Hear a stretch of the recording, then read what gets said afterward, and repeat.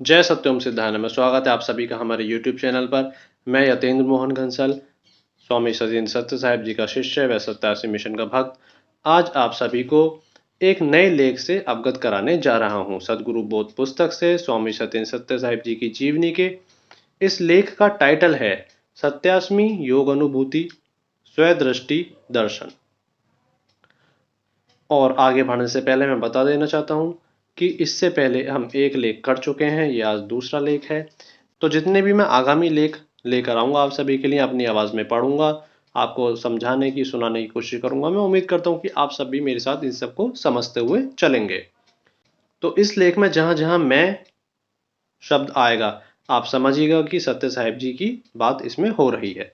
तो मैं अपनी जुबान में इसे पढ़ने की कोशिश करता हूं और आप सभी मेरे साथ इसे ध्यान से सुनिए। टाइटल मैं फिर से बता देता हूं, 87वीं योग अनुभूति स्वदृष्टि दर्शन। तो ये घटना तब की है जब मैं 9वीं कक्षा में पढ़ता होऊंगा का मतलब कि या तो 9वीं कक्षा की बात होगी या 8वीं की या 10वीं की, इसके करीब की ही बात है। उन दिनों सेहत बनाने के लिए कसरत दंड बैठक लगाने का बड़ा जुनून था और ये हमें सत्य साहिब जी की जीवनी में आज भी हमें रूबरू होने का मौका मिलता है। और सत्य साहिब जी ने यानी कि गुरु जी ने अभी तक हजारों अपने शिष्यों को दंड बैठक या फिर हम कहें कि कसरत करना सिखाया, शरीर बनाना सिखाया है, जिसके बलबूते पर न जाने कितने शिष्यों ने बॉडी बिल्डिंग की है और अन्य इस तरह की कलाओं को सीखा है। और इसी के चलते गुरु जी ने संसार की सबसे सर्वश्रेष्ठ योग पद्धति पफसी योग का भी पुनर्जागरण किया है, जिसका लिंक आपको डिस्क्रिप्शन में मिल जाएगा। आप वहां जाके सारी वीडियोस देख सकते हैं। तो बात उस समय की है और जिस वक्त उन्हें दंड बैठक लगाने का बड़ा जुनून था, वे हम किराए पर प्रेम नगर में रहते थे। वहां चौक में एक बड़ा नीम का पेड़ था।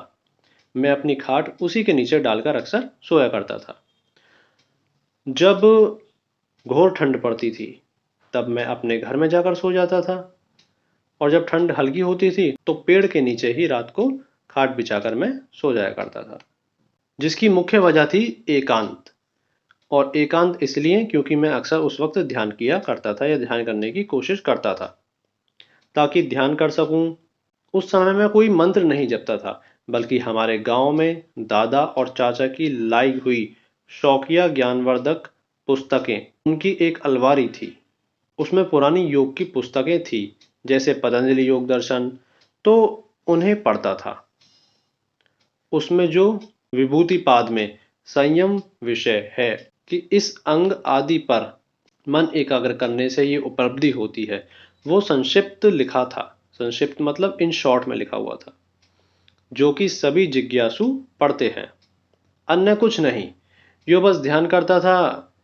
और उस समय मेरा ध्यान केवल चिंतनात्मक था, जिसमें विचार करता था कि ये योग और जगत और संसार में दुखों का कारण और ज्ञान पड़ता था। उस पर चिंतन करता हुआ अपने हृदय के सामने मन से देखता हुआ वैचारिक ध्यान करता था। सो यही किया करता था।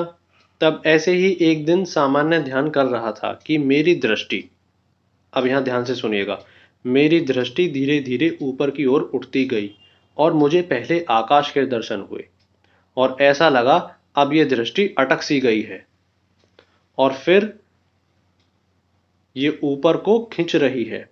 तब अचानक इसी तनाव के चलते कट की आवाज हुई और मुझे लगा कि मेरी दृष्टि मेरे सिर के ठीक मध्य से देखती हुई मेरे सिर के ऊर्ध्व आकाश में किसी बिंदु पर केंद्रित हो गई है और वहीं टिके हुए मैं अनुभव कर रहा हूं कि मैं अपने चारों ओर, ऊपर, नीचे, आसपास, अपने शरीर के साथ भी एक साथ ही एक ही दृष्टि से देख रहा हूं। यानी कि ऐसा लगने लगा कि मेरी दृष्टि चारों ओर देखने लगी है, आगे पीछे दाएं बाएं सब जगह मैं ही देख रहा हूं अपनी दृष्टि से। जो दिख रहा था वो वही था जो उस समय मेरे आसपास था, जैसे आकाश में अंधकार भरी रात्रि और तारे थे। तभी ये चेतना भी हुई कि कहीं मेरी आंखें यहीं ठहर ना जाएं और ये यहीं रह गईं तो मेरा क्या होगा, कौन मुझे इससे बाहर निकालेगा, आदि इस तरह के तीव्र विचार मुझे आने लगे। और इसी विचार के चलते कट की हल्की आवाज से आंखें पहले जैसे नीचे की ओर आती चली गईं और धीरे धीरे चेतना सहज होती गई और आंखें खुल गईं। रात्रि का पहर था। मैं कुछ इसी चिंता में कि इससे आगे नहीं करूंगा और लेट गया, और फिर उसके बाद मेरी आंखें लगी और मैं सो गया।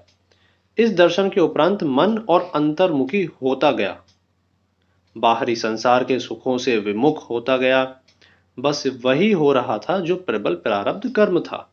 यहाँ ये ज्ञान है कि प्रत्यक्ष गुरु नहीं होने से इस दर्शन के विषय में आगामी क्या और कैसे हो, ये मार्गदर्शन नहीं मिला, परंतु साथ ही ये भी ज्ञान की प्राप्ति हुई कि आप बिना गुरु के भी साधना करते चलोगे तो भी योग दर्शन थोड़ा थोड़ा स्वयं ही बढ़ते शरीर शुद्धि अनुसार आपकी पकड़ में आते जाते हैं। और इस दर्शन से मेरा अंतर ज्ञान सूक्ष्म होने लगा था। जो भी पढ़ता था वो रटने में नहीं, समझने में मन लगता था और धार्मिक विषयों में ज्यादा दिलचस्पी होने लगी। उन्हें अपनी तरह से समझने की क्षमता बढ़ने लगी और अन्य आध्यात्मिक दर्शन भी बढ़ने लगे। यही यथार्थ में अंतर्ह त्राटक और आकाश त्राटक भी कहलाता है। और दूसरी बात, आप अपनी दृष्टि को किसी भी चक्र पर नहीं रखें। आपके योग के बढ़ने पर आपकी प्राण शक्ति ज्यों-ज्यों ऊर्ध्व होती जाएगी, त्यों-त्यों आपकी दृष्टि भी ऊर्ध्व होती हुई चली जाएगी और स्वयं ही आज्ञा चक्र या जो मैंने देखा सहस्त्रार चक्र के ऊर्ध्व आकाश में एक तारे पर केंद्रित हो गई। और तब इसी त्राटक अवस्था के चलते सर्वत्र दर्शन की अनुभूति हुई। यो एकमात्र गुरु प्रदत्त ध्यान करते रहो, अवश्य कल्याण होगा। यानी कि जो आपके गुरु हैं, उन्होंने जिस प्रकार से आपको ज्ञान बताया हुआ है, विधि बताई हुई है, उसी पर अडिग रहिए, विश्वास कीजिए और किसी चक्कर में ना पड़िए, केवल उसी पर करते रहिए अपना अभ्यास। तो आपको निश्चित ही एक दिन सफलता जरूर मिलेगी।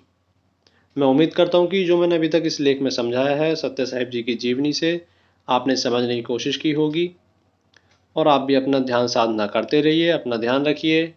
मिलते हैं नेक्स्ट वीडियो में एक नेक्स्ट लेख के साथ। तब तक आप अपना ध्यान रखिए। जय सत्यम सिद्धांत।